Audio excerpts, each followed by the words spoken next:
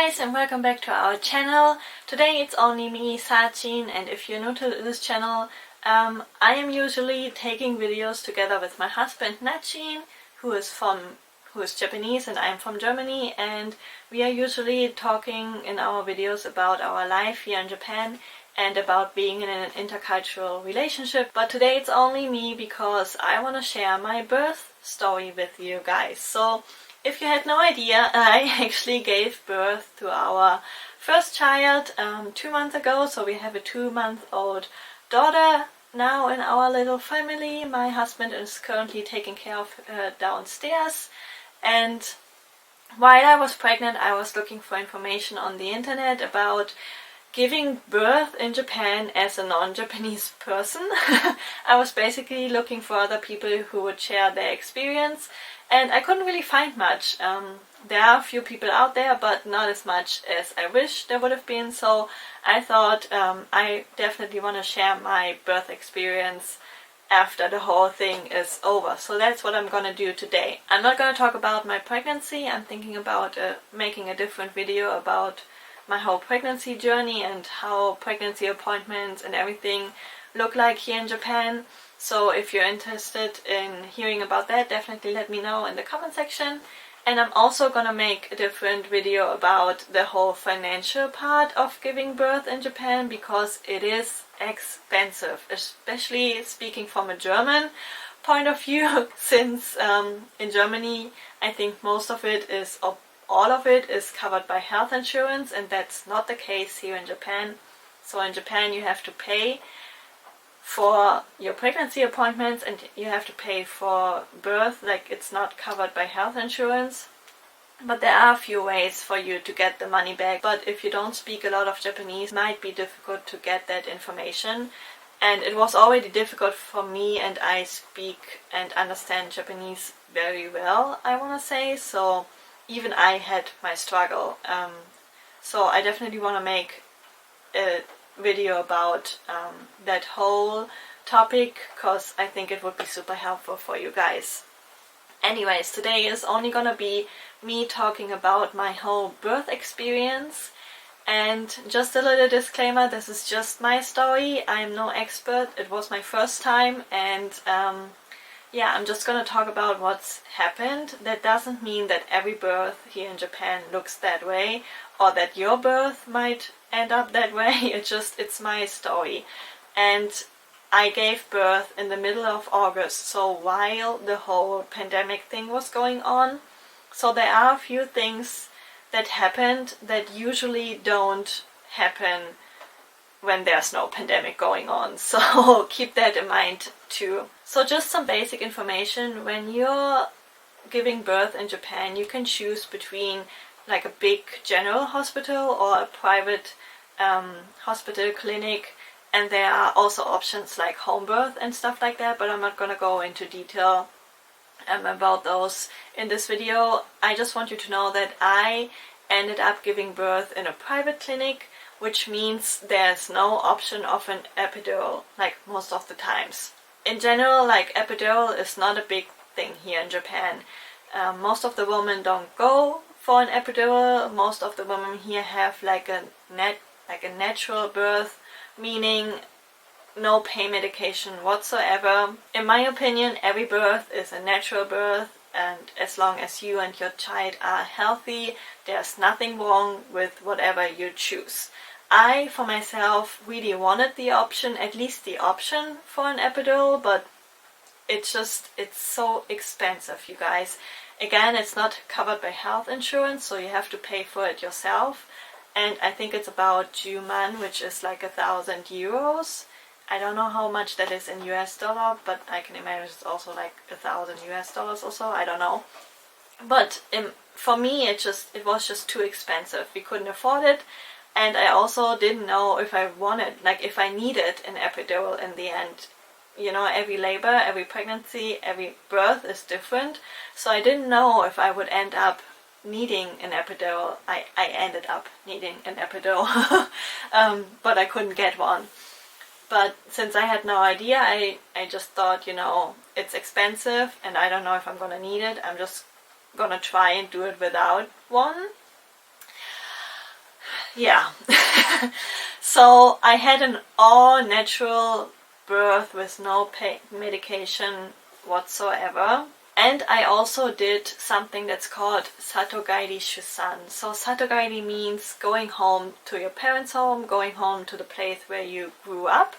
And Shusan means giving birth. So usually the woman would go home to her parents' house and would stay there a month or a month and a half before her due date, and then usually a month or two after she gave birth.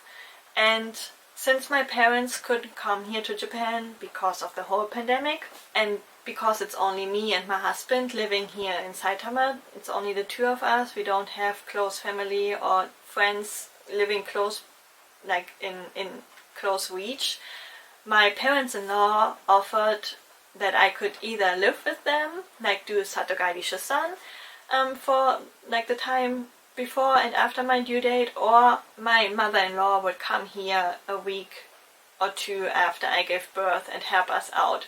And I didn't really feel comfortable with my mother-in-law being in our house and, like, you know, staying and using our kitchen and stuff like that. So I said, it sounds fine and nice if I'm just gonna go over there and stay with them. Totally different story, but I wouldn't do that again. So I was in Niigata at my in-laws' house, and my husband was staying in Saitama where we are living because he had work. And he didn't attend the birth, which was mainly because of the whole pandemic going on. Because our hospital decided that there are no people allowed in the delivery room, there are no people allowed attending, like no support person, basically no one. You had to do it all by yourself, so I did it all by myself. And that again is a topic that I am super angry and super upset about, because I just don't really get it. Honestly, my husband and I, we are living in the same household, we hug, we kiss, we are family, and if you wanted to, like taking precautions and stuff like that, I think you could have made it happen that he could have attended the delivery, labor process, everything. I also understand that from the hospital side they don't want to take any risk, any danger. They also have to think about their other patients and all the newborn babies in the hospital, so I kind of get it, but I also think nobody should do labor and delivery all by themselves. It's like you're risking your life, and some people get traumatized by their delivery, and I just don't think that you should do this all by yourself. I mean, in the end, there was always a nurse by my side, but yeah, again, I just wish it would have been my husband. And also I feel sad for him that he couldn't be there, like see his first child, his daughter, get delivered. Like it's something that he's never gonna be able to experience again, and I just think that's sad. But anyways, so to my birth story. I gave birth to our daughter exactly on my due date, and I did everything to get labor started. I know there's not much you can do, but I walked. I basically walked. I tried to walk for an hour every day, but it was the mid of August, which is the hottest month in Japan, and it was impossible for me to walk during the day, so I tried taking my walks in the afternoon or after the sunset, and I did the same thing the day before my due date. So I took a long walk that night, and I came home and I took a shower and I went to bed, and then the pain started, and I had no Braxton Hicks contractions, I think they are called, so I had no idea how contractions felt. Like I had some pains and aches like every now and then, but that's like normal when you're pregnant and in your third trimester, so I didn't really like I knew that those pains were like contractions, but when that pain started, it felt different from every other pain that I experienced up until then, and it would come like in waves. So there was pain and then it was gone and then the pain came again, and I started like tracking them and they were like 5 to 8 minutes apart, I think, and they came pretty regularly, so I thought maybe those are contractions. And so I called my mother-in-law and I said, I have this pain going on and it's coming pretty regularly. Do you think those are contractions? And she said, I don't know. Try and call the hospital. So I called the hospital and the night nurse, it was already like 11 p.m. I think at that point.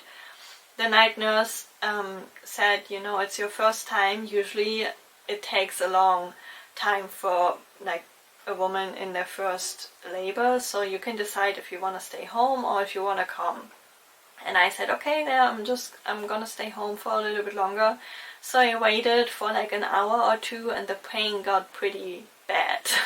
I had to stop whatever I was doing and talking, and I had to start breathe through the pain, and I kept on tracking them and they were like 5 minutes apart, so they got a little bit shorter. And I called the hospital again and she said, it's your decision, you can come around, like you can come to the hospital or you can stay at home. And I said, the pain is bad, I just want to be sure, so let's go to the hospital. So my parents and my in-laws, my father-in-law and my mother-in-law, they drove me to the hospital, and from there I was all by myself because of the pandemic. I think usually there's 1 or 2 or like, I don't know, depending on your hospital, 3, 5 people allowed to go into the labor room together with you, but from there I was all by myself. And because I was already pretty much in a lot of pain and it looked like those are real contractions, the nurse said, yeah, okay, you're in labor, you can stay. So she gave me like a nightgown and like one of those diaper underwear basically where you can pull the bottom part down so that you can pee and do stuff like that without having to like pull the whole underwear down. So I had to change into those, and then she had me like laying on a bed in like kind of like not a preparation room, but they had a room before the actual delivery room where you can labor. So I was laying there and my blood pressure was already pretty high, so she put me on an IV and I had to throw up a few times, and from there it was only pain. So that's all I pretty much remember. I had pretty, like for me, those contractions right from the start, they were super painful and it only got worse, of course. So I don't know if it was just my pain threshold or if my contractions are just painful, but I don't know. It was painful right from the start, and I basically had no time to really adjust. And I was in labor from there for 12 hours. So I was in pain for 12 hours and I don't really remember much. I only remember like I felt asleep a few times in between contractions, and to the end it was really, really bad, really bad. I think my water didn't broke until I actually was in the delivery room. So yeah, I don't know, it was just pain, basically pain, and I was screaming so much. And when they finally said, okay, you're 10 centimeters now, we can start pushing, and I had to go to the delivery room and like lay down, and I was finally able to push. I felt so relieved because I was able to do something and it was about to end. Up until then, like every time I said, go, like, can you please check how many centimeters I am? And she would say like 6, and for me it felt like 9. I don't want to scare you, but it was rough for me. So when she finally said, you're 10 centimeters, we can start pushing now, I felt so relieved because the end was near and I was able to do something. So I pushed, and I pushed a second time, and because I think I pushed really hard because I just wanted it to end, my blood pressure went skyrocketing, and the right half of my face, all the muscles they started twitching. So my eyes started twitching, like the whole, I lost control over the whole right side of my face, and I was just laying there saying, help me, help me, help me, because I just panicked. And the nurses would look at me and they started to panic too. So usually it's just the nurses and you and the doctor would only come in at the very end in case there are any complications, but because I was in that state and my blood pressure was like super high and like everything was twitching and panic and everything, they called the doctor and he decided that we have to deliver her fast because there might be the chance of me like blacking out and she getting stuck. So he said we have to deliver her fast, and they basically they pulled her out. I don't know how it's called in English, like a suction. I don't know, but there's a thing that they attach to the head of the baby and they pull the baby out basically. And I had to push like 2 times and she was out. From there, like everything was good. She's healthy. She cried immediately, and they put her on my chest, and I also nursed her, and I think I stayed there for like 2 hours. So while they were like cleaning her up and everything, they also cleaned me, and they had to do some stitches down there. Yeah, I just was happy and relieved that she was healthy, that she was nothing, crying, she was like the cutest thing ever. And in the end, everything went pretty okay without too much complications, except from that one part where my blood pressure went too high. But yeah, that's basically my birth experience. I had to stay in the hotel, not the hotel, I had to stay in the hospital for 5 days. I think that's about standard in Japan. So I delivered on Monday and I got released on Saturday. And because of the pandemic, again, it's like the topic of this video, no visitors were allowed, so I was all by myself again. I didn't really mind it because I was just too exhausted. Yeah, I just felt sorry again for my husband that he couldn't see her right away after she was born. Yeah, I just hope that maybe if there is a second child someday, I hope that he gets to experience the whole thing then. I called him when I was laying there with her on my chest after the whole delivery was over, and yeah, of course I also sent him pictures and videos and stuff, but it's just not the same. So after we got released from the hospital, he came from Saitama to pick us up, and we stayed for a week at his parents' house, which was nice. In the end, I was very, very grateful for that whole week. You're not all by yourself right away, which was very helpful. I think now that I know what it's like, now that I experienced everything once, I know what I want to do again and what I don't want to do again. So, for example, I definitely want the option of an epidural for the next time. Even if I might not end up using it, I at least want the option, and I probably won't stay at my in-laws again, but I definitely would get someone to help, like at least with cooking and cleaning for the first few weeks, but they don't have to stay like 24/7. It's okay when they just come, for a few hours every day.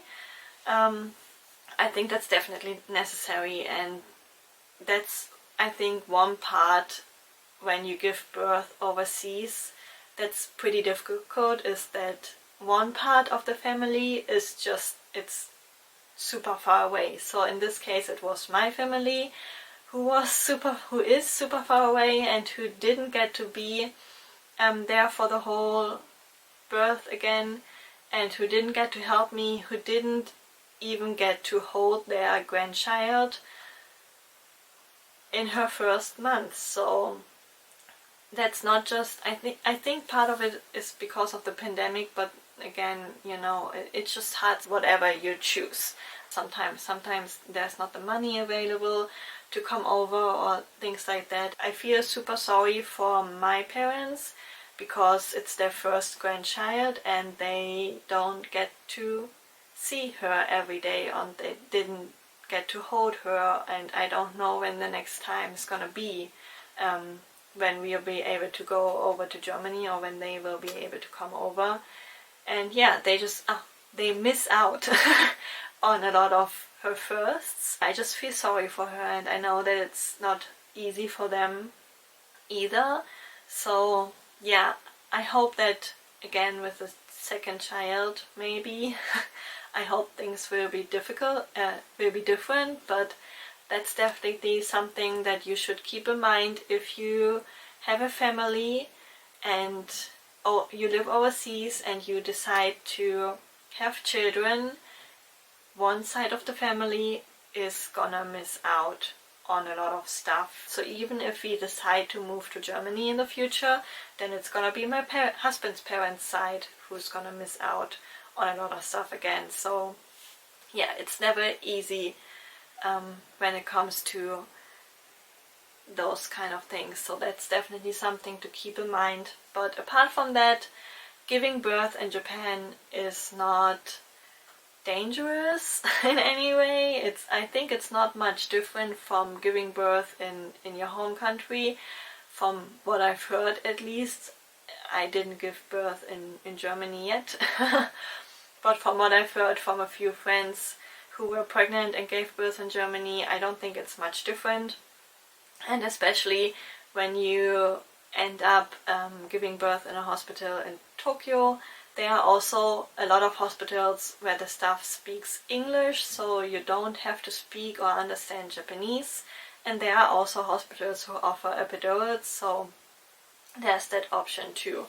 But in most cases, I think it's useful if you have someone with you who at least speaks a little bit of Japanese, because even if the staff speaks English, sometimes there are just things who get lost in translation, I believe. For me, because I speak Japanese pretty well, I think, and I get along just fine by myself.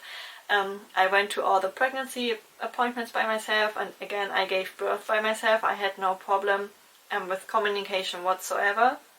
But I can imagine that for some people it's not that easy.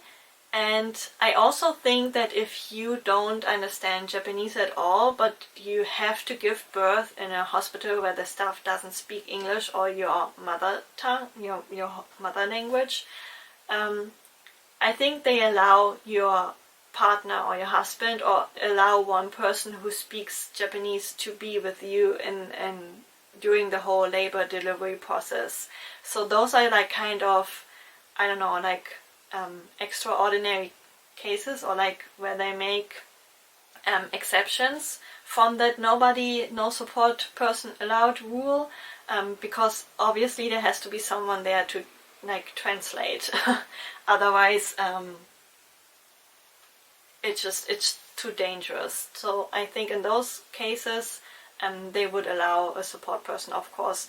But then again, if there wouldn't be a pandemic, usually they allow support persons, and not just one, but maybe also two in most cases. So don't be too afraid if you don't speak Japanese, but you end up having to give birth in a hospital with no English speaking staff. Just make sure that somebody is with you and somebody joins you on your pregnancy appointments who speaks Japanese and can translate stuff for you, because again, even if the staff or the doctor speaks Japanese, there might be things lost in translation.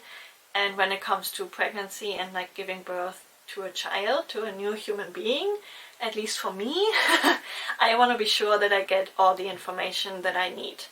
So that's also something you should consider when you give birth in overseas or in Japan. But again, especially in Tokyo or in other bigger cities, that shouldn't be a big problem. And when it comes to the financial side, again, I'm gonna make a different video about that, but that's basically my birth experience here in Japan. And if you have any questions, or would like to hear me following up on a few points or topics that I didn't really cover enough for you in this video, please let me know in the comment section, and I would be happy to maybe make a part 2 of this video or like a follow-up video, I don't know.